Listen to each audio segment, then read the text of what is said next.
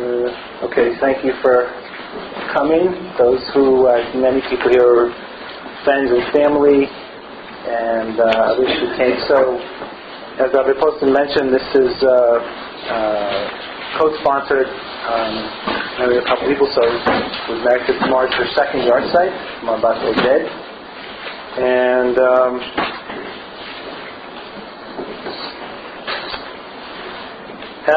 I'm not going to speak long, just to say a couple words. So I had the great good fortune to spend almost 2 decades with Tamar before she went to Olam Haba. As is true of many people, you find out more about them after they pass and how great they were than when they're here in this world. Many people knew her in this function or that function as a teacher. Tamar taught Limudei Kodesh at Oakland Hebrew Day School for many years to kindergartners, and she was a co-founder of Beit Midrash for Chaim in Berkeley, California, with myself, Jody Feld, and Jody's late husband Hanan, Alav Shalom. Tamar had a very profound and significant effect on her students, on her family, and on her friends. They remember her teaching. She is the teacher that you remember for the rest of your life. She was that person. And I can say from personal experience, having spent many years with her, that she, and not just because she was my wife, that she was a tzedekah. Whether she was teaching, whether she was at home, turning the home into a place of kedusha, and when people would come in Friday nights, Shabbat day, or on Chagim, they realized that they were in a different space, and you felt it.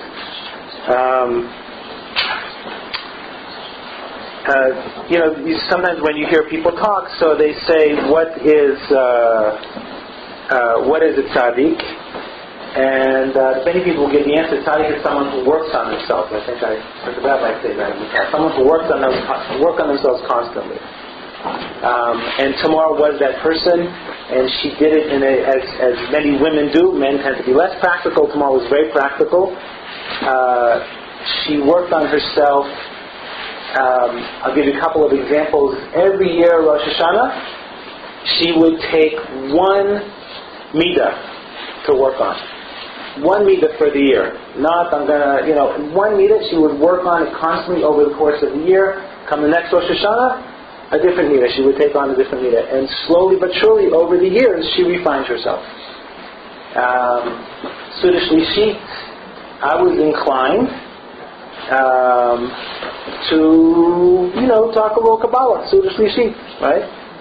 Okay, that went for a while, and then we moved into every Shabbos, Suda Shlishit, she got her hands on a book translated into English called Journey to Virtue, which is working on midot.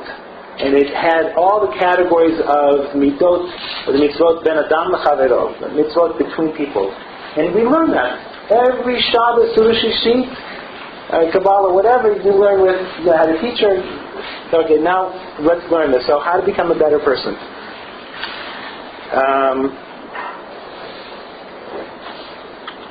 So she was a tzedekah, and I'm glad to see so many people here. There will be refreshments afterwards, as Poston mentioned, and people are invited. We're going up to Tzfat tomorrow, where she's buried in the cemetery in Tzfat. People can come. We'll be gathering at 11. So I want to, without going on anymore, I want to introduce Rabbi Breitowitz. Rabbi Yitzchak Breitowitz made Aliyah 6 years ago. Before that, Rabbi Breitowitz was the rabbi of a shul in Silver Spring, Maryland, and made Aliyah with his wife, and now teaches at Or Sameach. One little note of Hashgacha Pratit. So when Rabbi Poston said he asked Rabbi Breitowitz to talk, so I was anxious to get the word out, and we didn't have a title, and then Rabbi Breitowitz emailed me the title about Achdut and unity, And if anything was more important to Tamar, it was Achdut. And in the whole year, we spent many years in Berkeley, California. In the year, her two favorite holidays of the year were Lag BaOmer and Shavuot. Why? Because Lag BaOmer, all the communities would come together at the Lag BaOmer picnic. Ahavat had this picnic up in the park, bonfire, whatever, and all the communities, more religious, less religious, not religious, they all come together. And Shavuot in Berkeley, again, all the different Jewish communities would come to the Jewish Community Center and learn all night long, with different communities providing teachers. And that was a real machaya. So that Rabbi Breitowitz is speaking about Achdut is a perfect marking, I think, as an Louis Neshama for Tamar and who she was.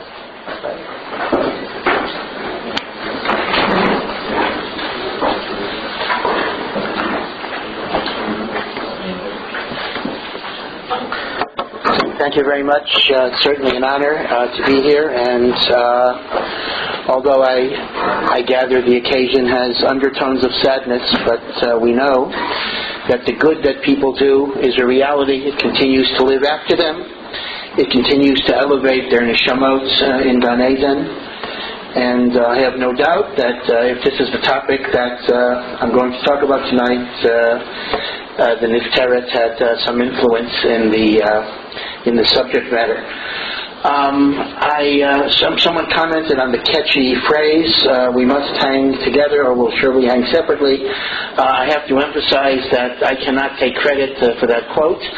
It belongs to Benjamin Franklin, and I'm not quite that old. And Benjamin Franklin said it either at the signing of the Declaration of Independence or even the Constitution, because he signed all of those different the only one who was on all of those different documents.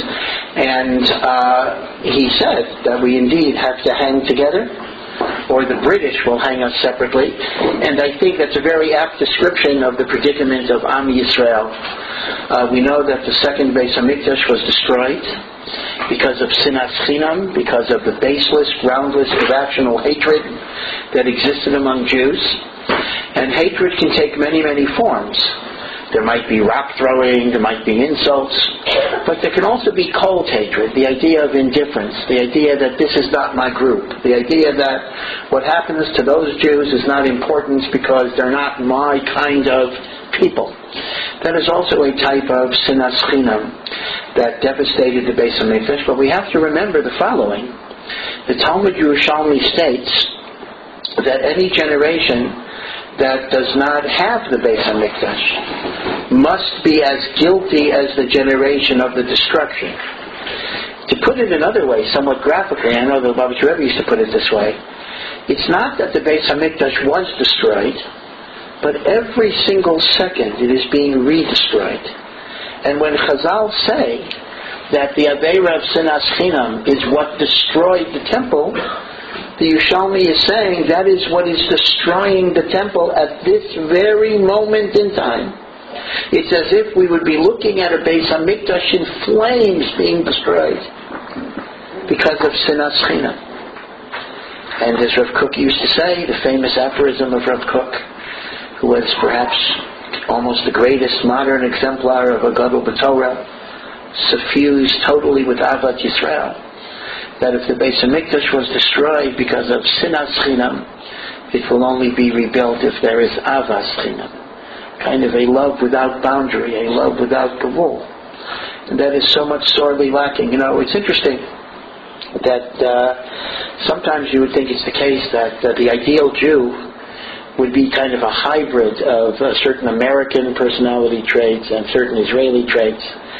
You know, Americans like to say, we like to pride, again, forgive me, I know that not everybody here is American, so forgive my, the ugly American syndrome that you're either Israeli or American. I know there are other countries in the world as well. But speaking from my narrow parochial perspective as an American citizen, and since I didn't run for the Knesset, I still can have dual citizenship. Americans, we like to pride ourselves on the notion of tolerance. We have developed a capacity to get along with different people, different Jews. And then you come to Eretz Yisrael, and you notice such an extreme polarization. And I don't just mean between religious and secular. That's kind of obvious. But the different shades of religiosity. I had a friend who had a number of children, and they had to go to different types of schools. So he had in his van, he would drop off his kids to school, and I was with him, I actually saw this. He had many different head coverings. He had a black hat, because some of his children went to a yeshiva shul, Litai Cheder. And then he had a kippah sruga, because some of them went to a Dati Liyumi, and then he had a velvet, and then he had, all these different, and he was constantly switching head coverings as he was delivering the kids to school. And then he was running late, so in one of he forgot, in other words, one delivery was kippah sruga, then he was delivering the other one to a Litai, a Litvish Cheder, and he forgot to switch the head covering. So he came in with the kippah sruga.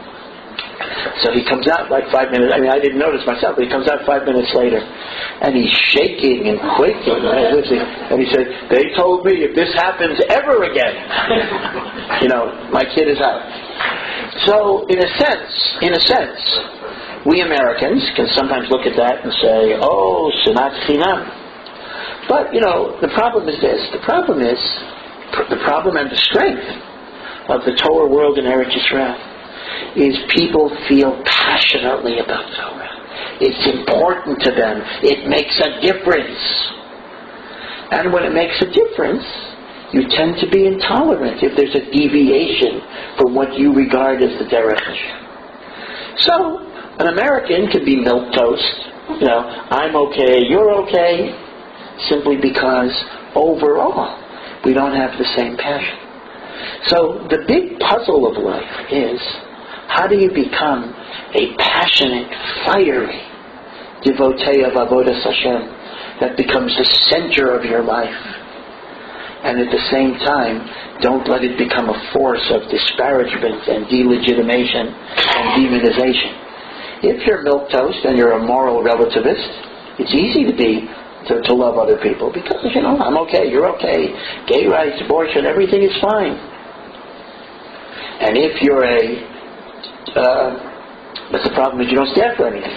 And if you stand for things, you tend to become intolerant. Also not good. How do you combine it? That's the big challenge. That is a challenge. It's a challenge for us. It's a challenge of how we raise our children. It's a challenge of how within a miskeret of chinuch you combine both ideas.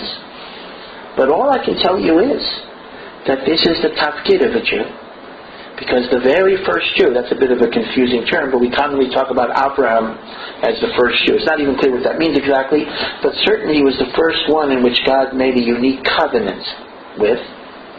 And let's look at Avraham Avinu himself. Avraham Avinu, on one level, was the paradigm of what Eric Hopper called the true believer.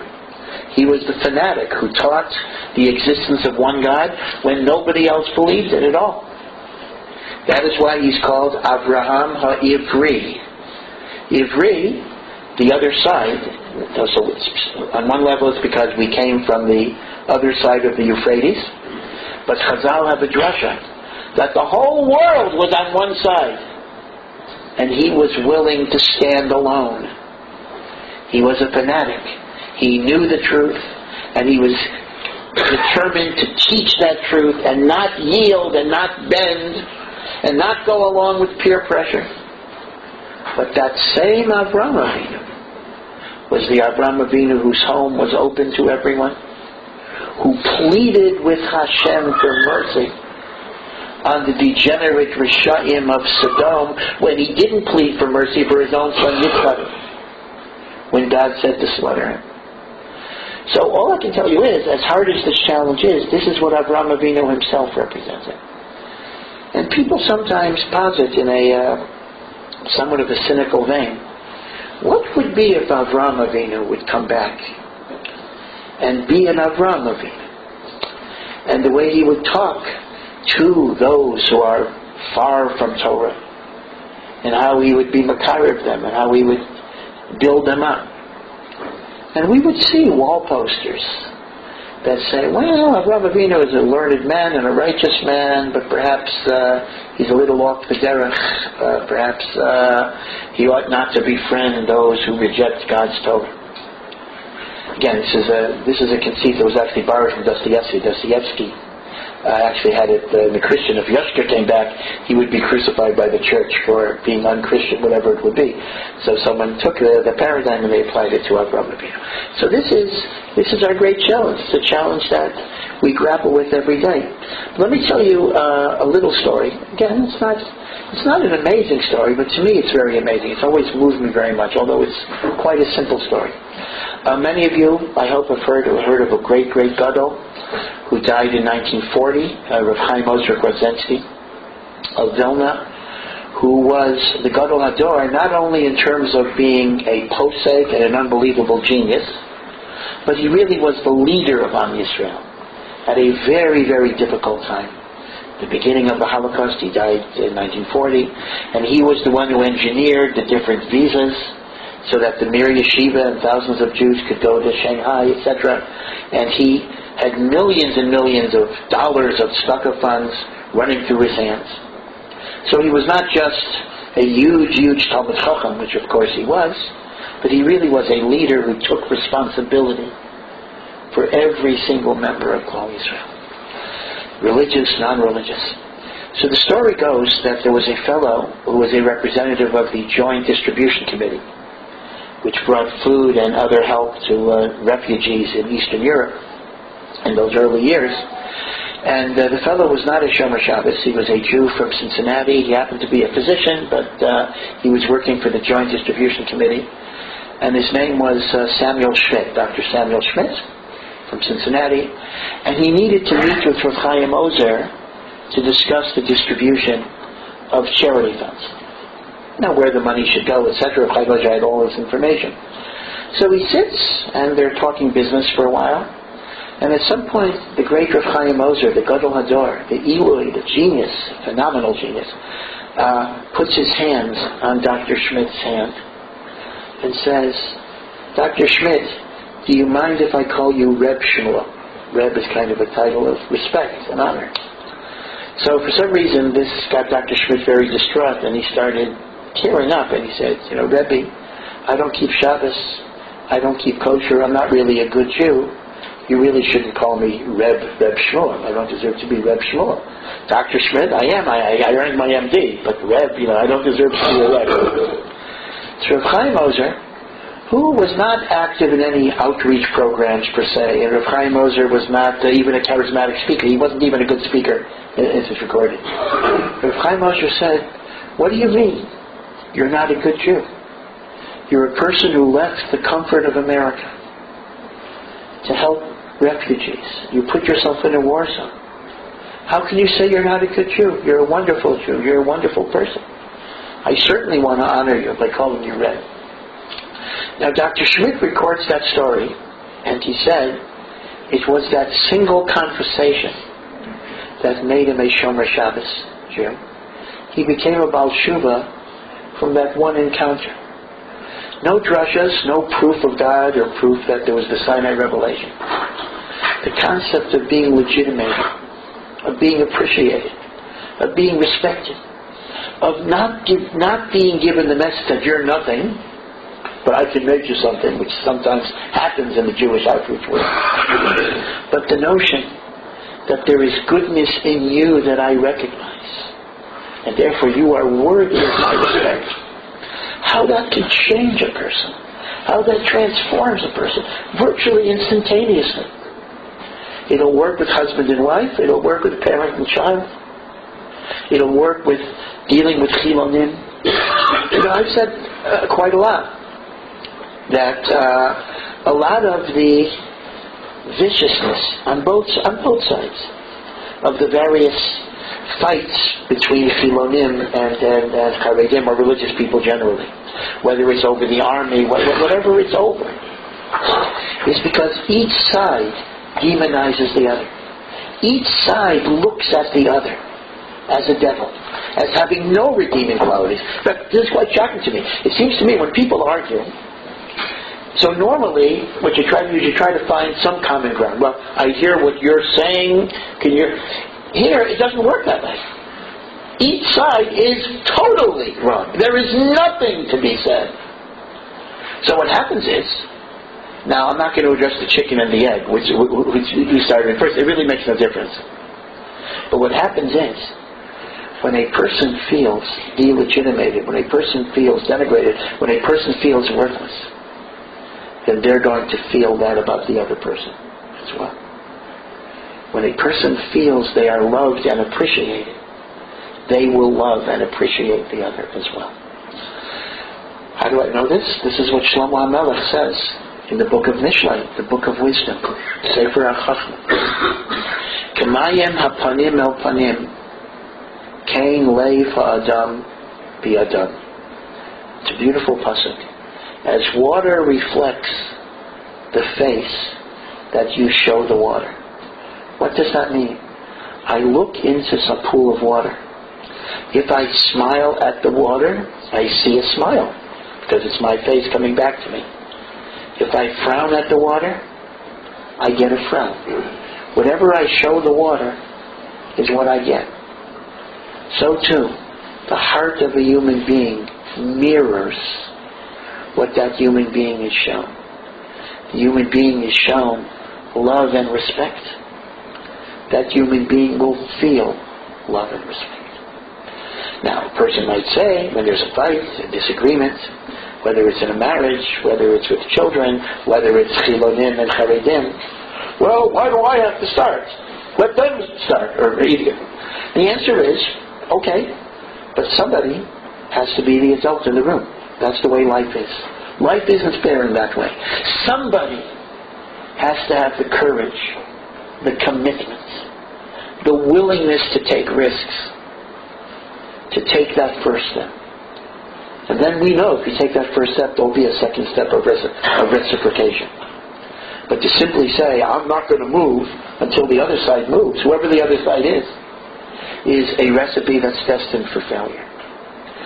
And this is the great idea. Again, as I say, K'mayim apanim al panim, kein leifa adam li'adam. We transform people, we reach people, we educate people, we inspire people, we persuade people to whatever the goal we have is, only if we genuinely respect and love them by trying to identify the goodness that is within them. Rav Chaim Moser saw this automatically. Sometimes it's a little hard for us. Actually, Moshe Cordovero actually says a very interesting thing. One of the great Kabbalists was Moshe Cordovero. Writes, it almost sounds like a pop psychology thing, but he writes in the Tamar Devorah that if you're dealing with a very difficult person, try to imagine that person at a point in his life when he was a sweet, innocent child. He must have been a child at some point. I don't know. Maybe some children are, pretty wild, but whatever it is, go back. And then think about what happened to make him that difficult. What happened? And then he says, you're going to feel pity and love and compassion instead of anger and resentment. Because you'll say, how did it happen that such a sweet, lovely child should have become such a mean-spirited person? Something must have happened. Alas, chaval. And that turns anger into rachamim. This is Rosh Cordovero actually writes this. So I find the Rav Chaim Moser story very, very powerful for me, even though it's not a particularly amazing story. It might be a routine story. But it's the key to Ahavas Yisrael. Ahavas Yisrael is not about gritting your teeth and saying, even though you're a jerk, I love you. It's a deeper way of seeing the good in people. Looking at their struggles. Trying to understand the difficulties that they've underwent in life. Trying to put yourself in their shoes on some level. And they see things from their vantage point. And then you can love them. In fact, it's brought down in Svarim that shalom, which is peace, is connected etymologically to shalem, which is wholeness. And they say the key to peace among people is when you see the whole story. You see all sides of the story. You don't just look at things from your perspective. You try to see an overall perspective. So when there's shalom, when you know the whole story, there will be peace. So this is just really just preliminary thoughts to think about. And I'd like to build on this, going back 2 weeks ago when we read about Kriyas Yamsuf, right, splitting of the Red Sea. So there are really two midrashim I want to explicate, which both of them have some bearing on the idea of Achdut.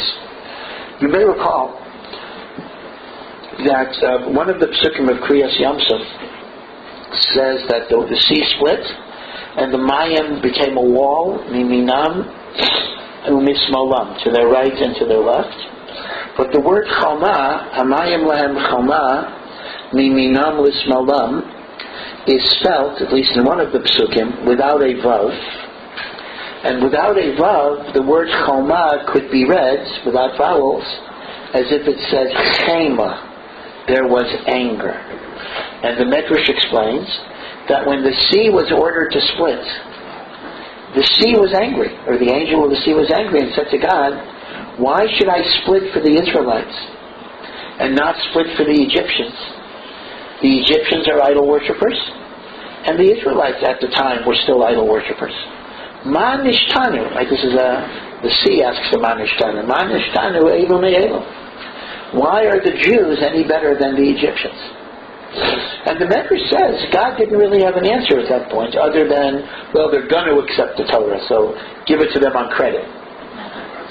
The Meshech Chachma, Yor Sameach, asks an interesting question. The Jews had just come off a whole year of 10 plagues in Egypt. Each of the plagues, the Egyptians were smitten, and not the Israelites.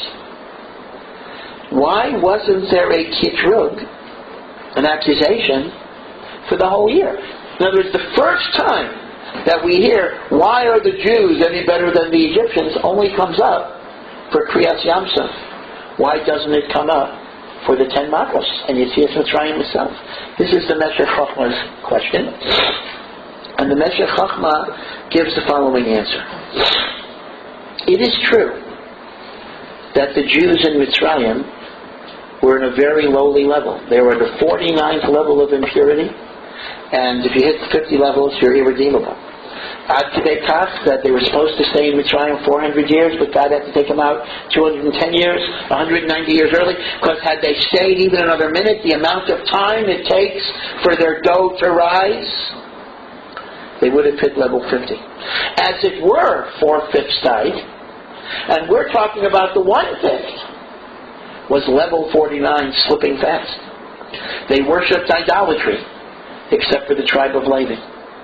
They didn't practice bris milah, except for the tribe of Levi.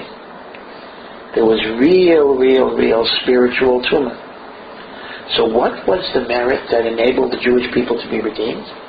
So there are different midrashim that try to identify what the merit was. But there is a medrash, the Mechilta. Now this is a little different than a Gemara that's very close to it.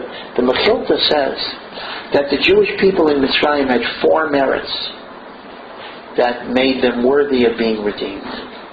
Merit number 1 is they didn't intermarry. They were faithful to their marriage partners, their Jewish marriage partners. Number 2, they didn't speak Lashon Hara against each other. Number 3, they kept their Jewish names. And number 4, they spoke Lashon HaKodesh. They continued to speak the Hebrew language. Now let's analyze these 4 zechuyot, Rabbi Meir Simcha says. These were not zechuyot out of religiosity. They weren't being frum. How can you be frum if you're an idol worshiper? So what is the significance of somebody who's an Oded Avodah Zarah and refuses to do bris milah, but he still has the name Rafi or Avi or whatever? You keep your Jewish name and you speak Hebrew. What is so good about that? And Rabbi Meir Simcha says that these are what you might call pejoratively ethnic identifiers. The Jewish people in Egypt had largely forgotten that. no bris milah, avodah zarah. But they wanted to identify as members of a common nation. Their marital bonds were forged with other Jews to create homes. They didn't speak Lashon Hara. That doesn't mean they were learning the Chavetz Chaim and Shmiras HaLashon. It's the other way. What it's referring to is they didn't turn against their brethren by becoming informers to the authorities to get some advantages. They preserved the united front against the enemy. Even Dasan v'Aviram, who were certainly troublemakers in the Midbar, and by and large pretty bad people who died in Korach's rebellion, they were taskmasters in Egypt. And when some Jewish slave didn't meet his quota, Dasan v'Aviram refused to reveal the identity of those Jewish slaves, and they got beaten. That's what it means they didn't speak Lashon Hara. It's not that they were from. They were not from at all. If you're an idol worshiper, you can't get worse than that as a religious matter. But Rav Meir Simcha said they had Achdut, they had unity, they rejoiced in each other's joys, and they suffered in each other's sufferings. And therefore Rav Meir Simcha says the following: when the Jewish people are united, even if they're sinful, even if they have many, many averos, God will look at the whole as greater than the sum of the parts. And God will deal with Am Yisrael with compassion and with mercy. And that is the schus of Yetzias Mitzrayim. This was Achdus, keeping a common language. This just reminds me, when I lived in Chicago many years ago, so in those days, Devon Avenue, if you know Chicago, was the main Jewish street. Now Devon Avenue is largely Indian. It's not quite as Jewish as it once was. The neighborhood moved a bit north. But I remember walking on Devon Avenue, and there was a kosher-style restaurant, kosher-style restaurant. It's probably still there, called the Baka. And it was treif, but it was a kosher-style restaurant. And I remember walking by, and I saw a sign that says, "We will give you a free glass of wine on Saturday for Kiddush." Or another sign that says, "We serve cholent on Shabbos, on Saturday." And, I wasn't in yeshiva then, but I was, recently out of yeshiva. So I looked at that, and, I laughed, and I said how stupid it is. Some person handles money on Shabbos, buys non-kosher wine. The wine is not even kosher, because it was handled by Goyim and the like, probably not in the bushel, to eat non-kosher cholent in a treif restaurant on Shabbos. And what a worthless experience we call gastronomic Judaism. What does it mean? It doesn't mean anything. But as I get older, maybe I'm getting too soft, I don't know. As I get older, I begin to say, that's exactly what the Jews had in Mitzrayim. They weren't that connected to God, but they wanted to identify as part of the Jewish people. A guy walks by and says, wine on Shabbos. I remember my Bubby and Zadie used to do that. I want to be connected a little bit. I want to have a feeling of a connection. Is it Halacha? No. But does it show a desire to be connected to Am Yisrael? Yes. And while it's true that the purpose of the Exodus was Matan Torah, 100%, the end purpose was accepting God's mitzvahs. But the beginning of the shorish, the root that enabled redemption, was a sense of being connected to Am Yisrael. And the Meshech Chochmah says that is why they were worthy of redemption, even though they were Ovnei Avodah Zarah. And that's why there was no Kitrik. Why are they deserving? There was Avas Yisrael and there was Achdus. So what happened by Kriyas Yamsuf? So by Kriyas Yamsuf, the Meshech Chochmah wants to understand that there was, in the panic of the moment, of course the whole panic is very easy. What are they panicking? You have around 3 million Jews and 600 Egyptians. They could have ganged up. But the Ibn Ezra says, this is the mentality of the slave, that when the master comes for you, you lose all your courage. So in the panic of the moment, like rats abandoning a sinking ship, They were looking for different strategies. The Medrash tells us that one group said, let's jump into the sea to commit suicide, not because of the miracle. And another group said, let's go back to Egypt and surrender. And a third group said, let's wage war. And a fourth group said, let's call to the nations, let's call to the UN. We know that probably was the least intelligent of the groups. And the like. Now, the Meshech Chachma understands this a little different than most of us. Most of us understand the Medrash as simply saying there was a division of opinion. He understands it in a different way. It's a different twist. He understands it that each group and subgroup was only concerned for what would be best for them, and they were no longer thinking of the others. So Zakt Reb Meir Simcha, when you separate yourself from the group, then God judges you as an individual. And as an individual, all of your sins can come to the forefront. In other words, what was the kasha? Why are the Malachim only accusing the Jewish people of being unworthy because of Avodah Zarah? They were certainly of the Avodah Zarah in Mitzrayim. Answer, yes. But in Mitzrayim, even the Avodah Zarah could be masked or covered up by a certain Avos Yisrael, by Kriyas Yamsuf. When you separate yourself, you are then judged as an individual. As an individual, all of the Chata'im come to the forefront. So, in truth, we have to know that when one lives a life of polarization, dissension, separation, it is not simply a failure to be altruistic. It is ultimately against your own self-interest. Because the standard of divine judgment is going to be very, very different. So this is what Reb Meir Simcha says, and again, it's something to be aware of. That Avos Yisrael is our protection.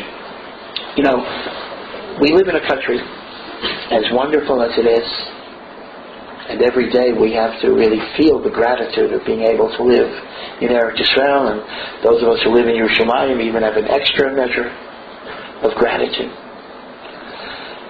But we live in a country which has many, many problems. We face terrorism, we face Islamic fundamentalism, we face Iranian threats of nuclear war. We have sometimes economic problems, although Baruch Hashem, the economy is doing well. The cost of cottage cheese last year was a major issue. Water is a problem. So every year the newspapers have surveys as to what are the number one problems that Israel faces. And there's a whole big list to choose from. Unfortunately, you have a pretty big list of what's our biggest problem. But every single year, the number one problem is not Islamic terrorism, and it's not the threat of nuclear holocaust. It is the lack of unity among Jews. And this is true whether the respondents are secular, or Dati Leumi, or Charedi, to the extent Charedim will respond to a newspaper poll, whatever it is, or Chazal, whatever you want. Everybody has a sense that when we're together, there'll be Siyata Dishmaya, Hashem is going to help us. And when we're separate, we're so vulnerable, we're so weak. The whole world is really against us. Again, I don't want to get into an alarmist pressure, but the truth of the matter is, it's been well said, not even about Israel, that nations have interests, but nations do not really have friends. You with Israel, this was a remark that was made 100 years ago. And it's very, very true that to some degree, when our interests coincide with the interests of another country, they'll be our friends. And when it doesn't, they won't be our friends. There is no friendship. And so much of the world wants to destroy us. And to add insult to injury, the very Holocaust, which was against our people, becomes an epithet that is used to describe the state of Israel and the Jewish people. That we are, it's an obscene thing to even say, we are perpetrators of a Holocaust. And at the same time, they deny the Holocaust too. The both things going on. So there is so much hate against us. How can we waste the energy of the fighting and the splitting within us? How many Jews are there in the world, after all? And how many groups of Jews are there within that group? You basically have as many groups of Jews as there are Jews, almost, in some way. 13 million, whatever, 14 million Jews, 14 million groups, and the like. So, Reb Meir Simcha's point is very well taken. Avas Yisrael is literally the mechanism of the way we get protected. And in fact, we see this much earlier, even before there was a Jewish people. Rashi brings an interesting medrash. Remember the generation of the flood in the time of Noah. That entire generation was destroyed. The world was destroyed, except for Noah and his children. And then later, we have the Tower of Babel, in which God dispersed them, and God gave them different languages, so they didn't understand each other, but they survived. Now Rashi points out, in some ways, the sin of the Dor HaPlaga was more serious than the sin of the Mabul. The sin of the Mabul was theft and sexual immorality, but they believed in Hashem and they worshipped Hashem. The sin of the Dor HaPlaga was very obscure exactly what the sin was, but this was somehow an attempt to rebel against the Almighty. Type of an idolatry. Actually, if you understand, Aibshis suggests, it's amazing, 350 years ago, he suggests that the Tower of Babel was some type of launching pad for a rocket that would penetrate, all the way to outer space. Who knows? But so why is the Dor HaPlaga let off so easily? Relatively speaking, Rashi says because the Dor HaPlaga had shalom, unity. The unity was directed to a bad purpose. But when there's unity and shalom, God is forgiving and tolerant. The Dor HaMabul was a breakdown of unity. Hamas, violence, robbery, and immorality. And that there is no forgiveness. And that's why the Dor HaMabul was destroyed. So that's one point about the Kriyas Yamsuf. There is another point that I want to share with you, and that's another medrash. The medrash says that when the Egyptians were drowning, HaKadosh Baruch Hu, the angels wanted to sing a song of praise to God. To praise the Almighty for destroying the evildoers in the world. And HaKadosh Baruch Hu said to the angels, do not sing my praises as the Egyptians are drowning, because Maseh Yadai Tavu Bayam. These are my creatures. The Egyptians. They're drowning in the sea. They're dying. Atem Omrim Shiva. You want to rejoice? You want to have a happiness, simcha, when the Egyptians are drowning? That's also a tragedy. Commiseration. Quoting the verse in Mishlei, B'nafal lo yevecha al tismach. Do not rejoice upon the downfall of your enemy. Now this is a very fascinating medrash. Because, on one hand, if God feels sorry for the Egyptians, why is He drowning them? See, it's very interesting. God is not a pacifist. Indeed, God is described as Hashem Ish Milchama. And we are not pacifists. It's absolutely clear. Haba l'hargecha, right? Someone is coming to kill you. Hashkein v'haraglo, we kill him. You do what you need to do. You don't allow compassion to override the need to preserve your country, preserve your people. God didn't do that. But at the same time, you don't glorify and rejoice in the destruction of others, because they too were made in the image of God. And you have to understand that when someone becomes a Russia, that is not only a tragedy for the people that were harmed by the Russia. It is a tragedy for the Russia who potentially was made in the image of God. And God lost a child, so to speak. And that is a tragedy. God, as a father, as a parent, was bereaved. And therefore we commiserate. We don't have a joy here. But here's the question. It's brought down in the Poston, although it's not the only reason, that this is why we don't recite a complete Hallel after the first day of Pesach. Because the seventh day of Pesach commemorates the drowning of the Egyptians, so our joy is not complete. Of course, the Taz asks Nabi Yizkasha, so that's the seventh day of Pesach. But day 2 to 6, why don't you say a whole Hala? So the Taz answers a little bit backwards, that since 2 to 6 is Chol HaMoed, we never want to make Chol HaMoed more prestigious than Yom Tov. And therefore, if on the seventh day, which is a Yom Tov, you're not going to say a whole Hallel, so you don't say it's Chol HaMoed either. Okay, that's fine. How do you allow for Shira Sayyam? Yeah, that's a good question. Part of the answer is that Shiras Hayam, when you personally experience God's redemption, you express your gratitude for what you experienced. The angels did not experience a redemption. They're just praising God for God's might, and God does not want to be praised for His might. But when you have to say Todah, when you have Hoda'ah, that's a different get. That is a good question. But the question I want to ask is a little similar, and that is, the first day of Pesach and the first night of Pesach, both in Seder and some people in Shul as well, we do say a whole Hallel. Now, l'chara, we do say a whole Hallel, even though Makas B'cholos, many Egyptians died. So, what happens here is the following. We have an interesting shift of perspective.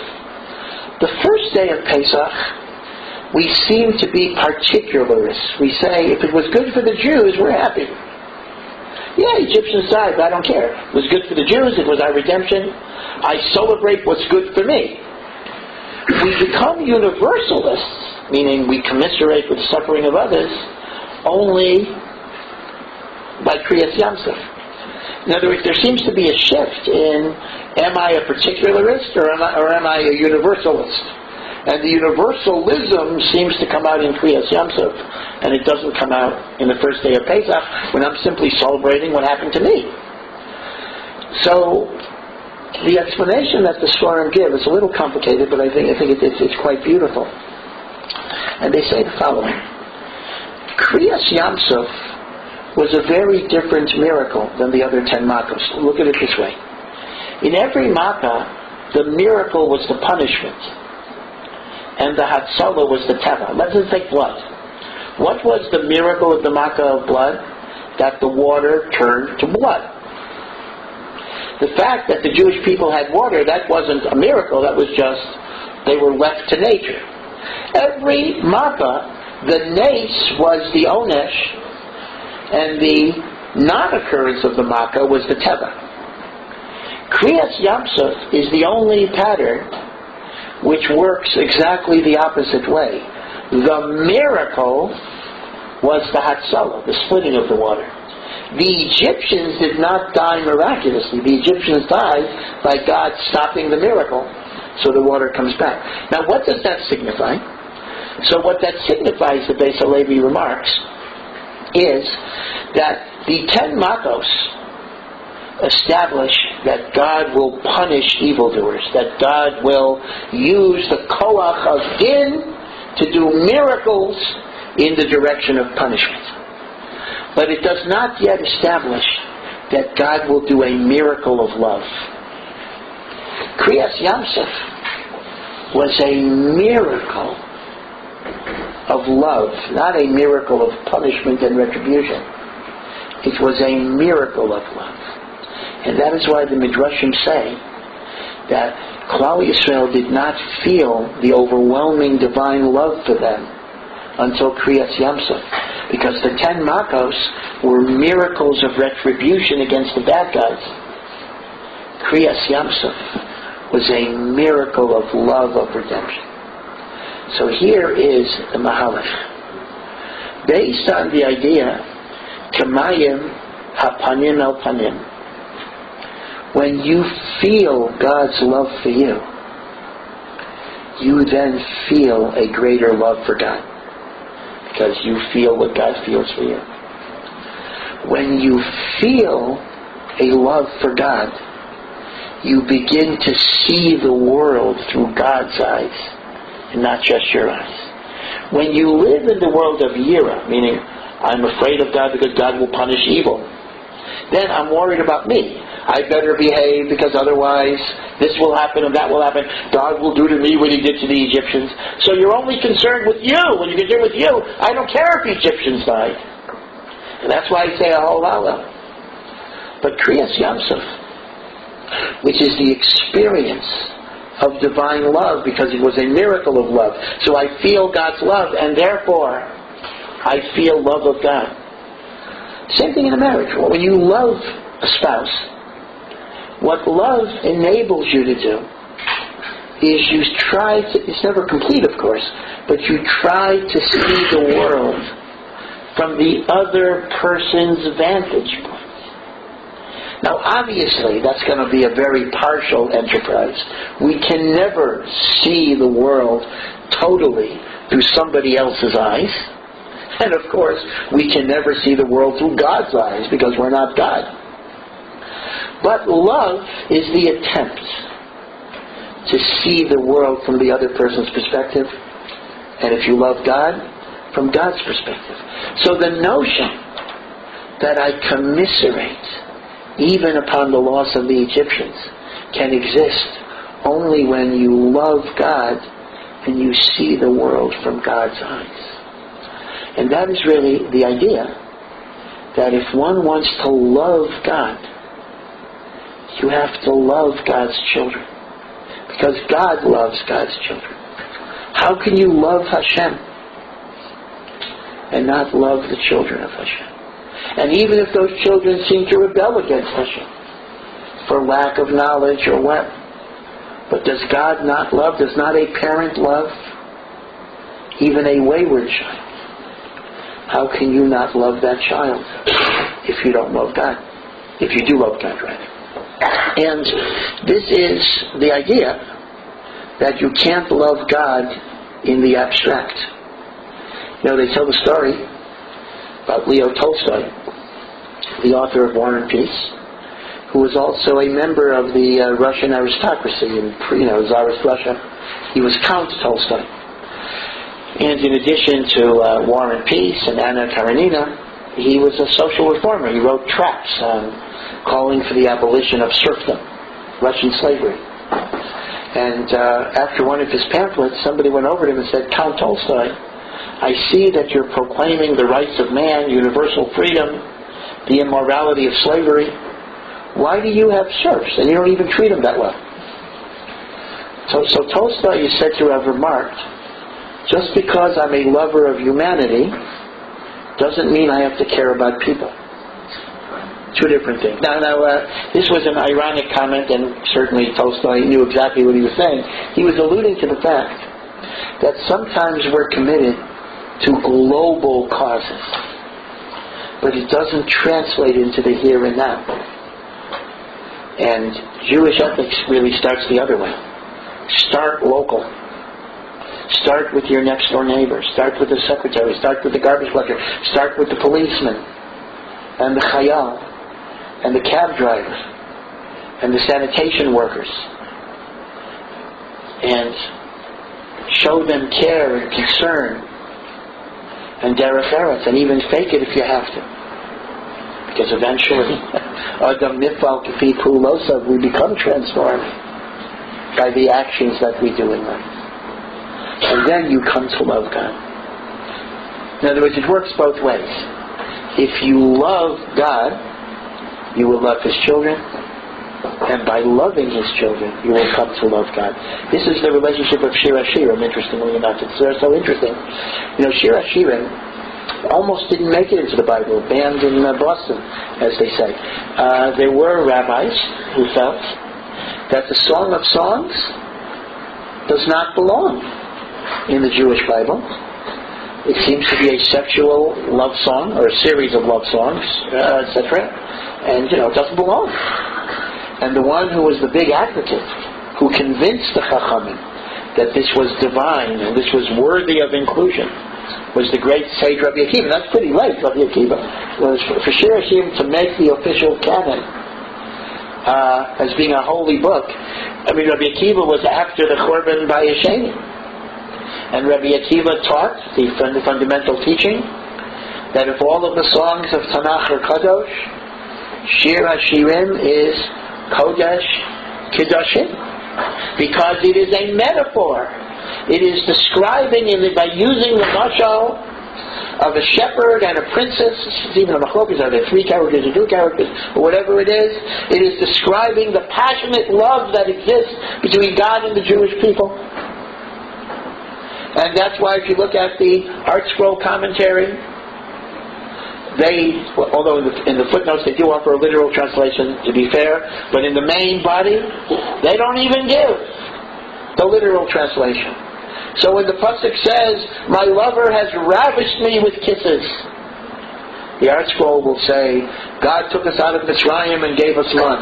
And then you're reading this, and you're saying, "What's the big deal here?" But the Art Scroll said, we're not going to give you a literal translation in the body of the text because it is too prone to misunderstanding, and we were advised by our editorial board that we need to avoid this misunderstanding. So here's the question. Shlomo HaMelech was the wisest of all people, even wiser than the eminent editorial board, who are indeed very eminent people. If writing it as a romantic love story is so misleading and so distorting, why didn't he write, "When Hashem took us out of Mitzrayim, He gave us the man"? Why does he write, "Ravishes me with kisses"? Why use that stuff? You don't want your kids to even read it. So, the answer is, Art Scroll itself gives us the answer. In the Art Scroll Shir HaShirim, there is a letter from the great Rav Mordechai Gifter, Zichrono Levracha, tells. It's in Hebrew and it's untranslated. Go figure. And he explains why Shlomo HaMelech used imagery that is so prone to being misunderstood. And he says the following: it is true that Shir HaShirim is a metaphor for a higher love. It's a mashal for a deeper meaning. But don't think you can get the deeper meaning unless you also have the superficial meaning. Meaning, the person that is not capable of intimacy and love with a fellow human being is not going to be capable of the higher meaning either. And therefore Shlomo HaMelech wrote the lower meaning, not simply because the lower meaning is just a pretense to get to the real story, but rather you have to experience the literal meaning of Shir HaShirim in order to reach the higher meaning. Again, you can't love God in the abstract. You love God by loving the children and the creatures of Hashem. And as I said before, this is how you bring people to Torah.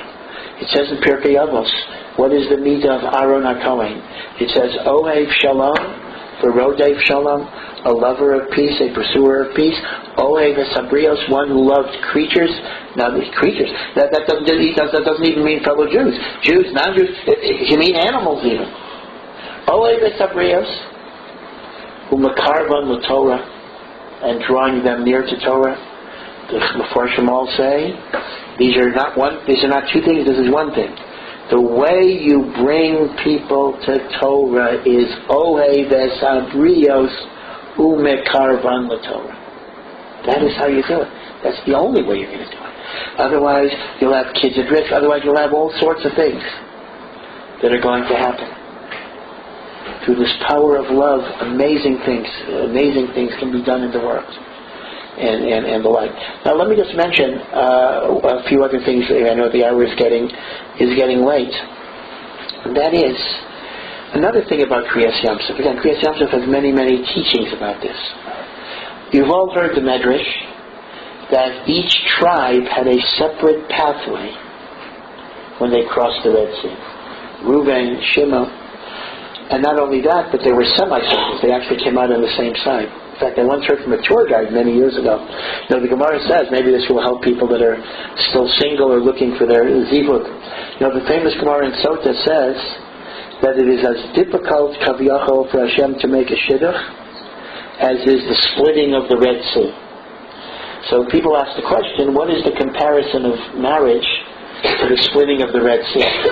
So I heard from a tour guide around 25 years ago that, each tribe had its own path in a concentric semicircle. Now the problem is that's unfair because the people in the inner circles had a much shorter journey than the people on the outer circles. That's a shidduch. Everybody will come out the right side, but some people have a longer journey than others. Okay, that's the word that the tour guide said. But every tribe had its own path. But the Midrash says the walls between the pathways were transparent like glass, so they could see the other groups. Now, what could that mean, perhaps metaphorically? So here's the thing about tribes. If you think about it, today we don't really have a strong sense of tribalness. Except for Kohanim and Leviim. Nobody says, I'm a Reuven, or I'm a Binyamin, or I'm a Yehuda, because we don't know it. We don't really know our tribes. And the truth of the matter is, even though we say the 10 tribes were lost, but the truth is, intermingled into Klal Yisrael are indeed members of all tribes. In other words, the kingdom of the 10 tribes was destroyed, but there were always remnants that existed. So, tribe is not a big deal for us. But in the Torah, tribes are a big deal. They have separate lands in Yisrael, separate Sanhedrins, mini Sanhedrins, Nasi, a flag. In the Midbar, there were designated locations. Now, Shvatim were important. You weren't only a Jew, you were a Reuven Jew, or a Shimon Jew, or a Levi Jew, or a Yisachar Jew. Now, at first glance, it seems a little perplexing why the Torah makes a big deal about tribes. I mean, we need another source of disunity? I'm a Reuben, my tribe's better than your tribe? Color war, literally. But there's a very important lesson in this. And that is, unity does not mean sameness and conformity. Now, there are two models of building a community. One you might call a melting pot model, and the other you might call a salad bowl model. A melting pot model, which was the model pre-multiculturalism of, let's say, the United States, and even indeed Israel in the 1940s, sometimes very disastrous results, like Yahdei Tehran, etc. That was the idea that if you want to build a society, you have to have homogenization. Everybody comes, give up your distinct customs, blend, become one. The analogy would be cholent may start off as meat, barley, and beans, but by the time it's Tuesday, Wednesday, or Thursday of next week, it's an unrecognizable glop in which everything looks like everything else. We'll call that a melting pot model, in which you achieve community by obliterating individuality.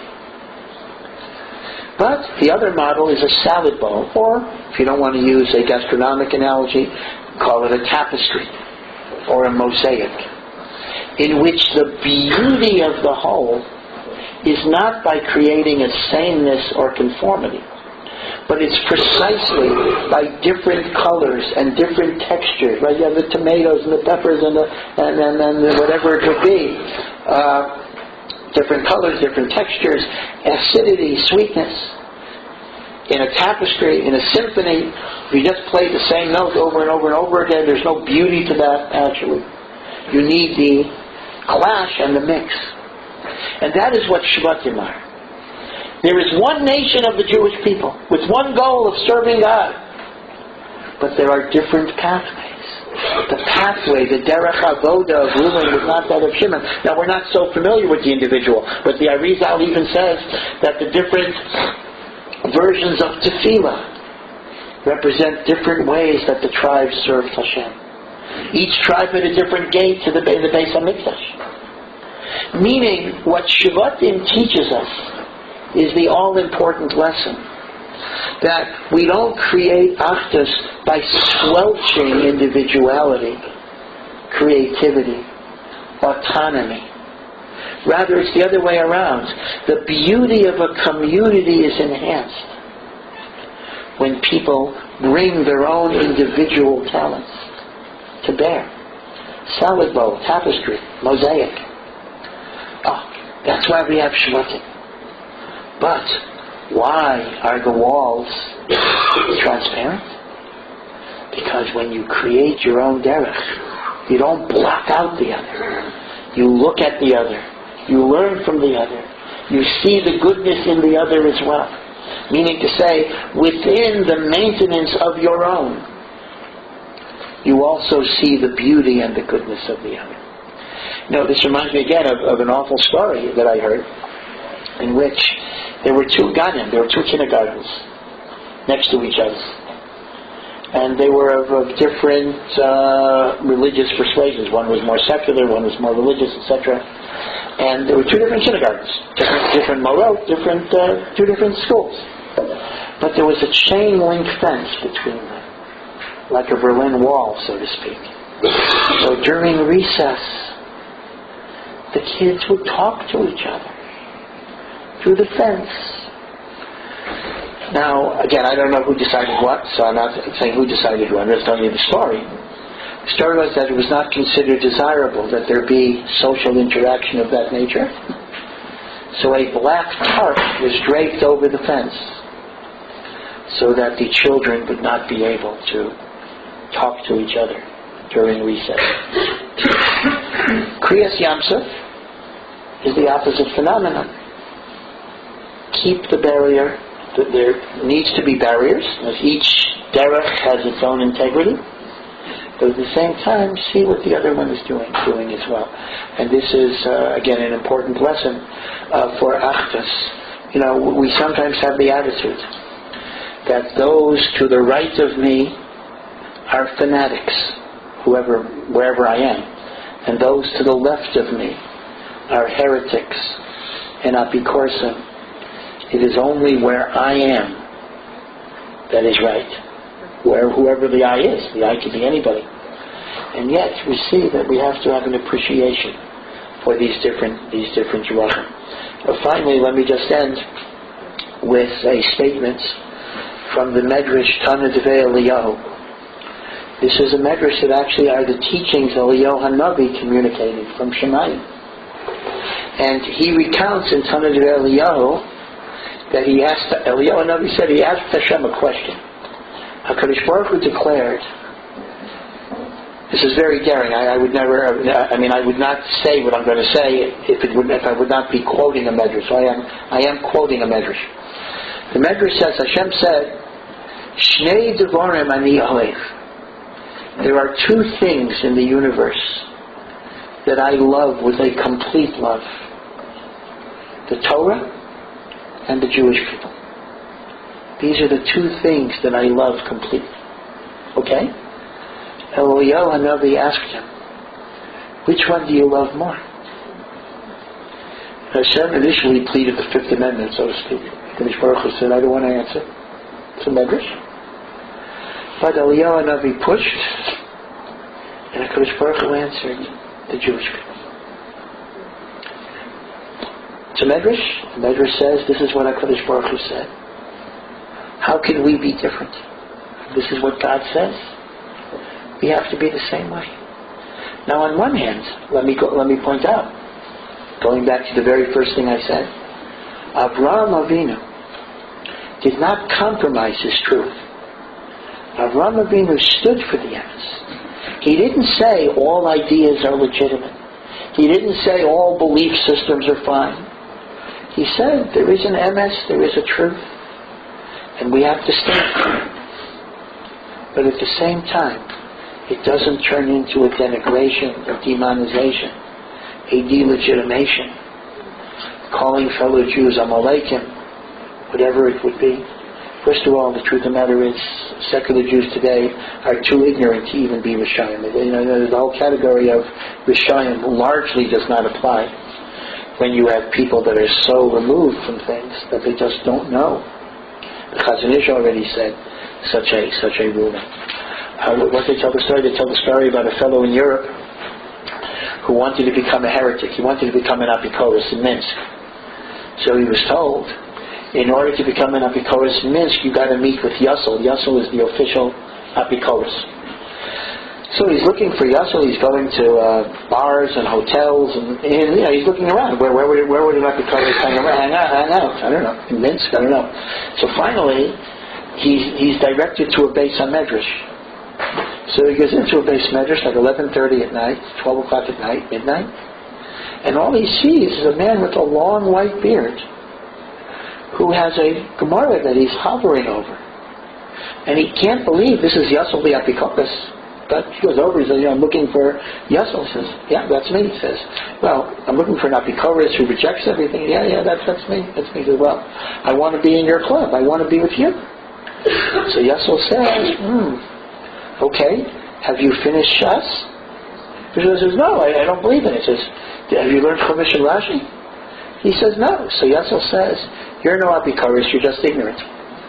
And the truth of the matter is, it takes a certain standard to be an Apikokas, and Chilonim today have not reached that particular standard. And really, as a result, we should follow the lead of HaKadosh Baruch Hu, and really reach out to people with love, and I want to say respect as well. Rav Kook pointed out, Rav Chaim Ozer pointed out, that people who give their lives to build this country, to create security, to build institutions from which we all benefit, even if a lot of their philosophies are things we disagree with, are worthy of respect. They have done something in the world. They have been a force for good. And Hakaras HaTov is in order.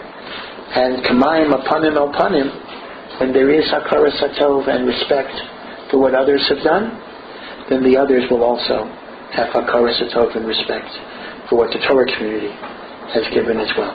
And if you ask who has to start, the short answer is, if one can never expect anyone else to do anything. You always in life have to take the responsibility for doing the right thing. And if you're a person that merited to live a Torah life, then you know it is your responsibility to take that first step.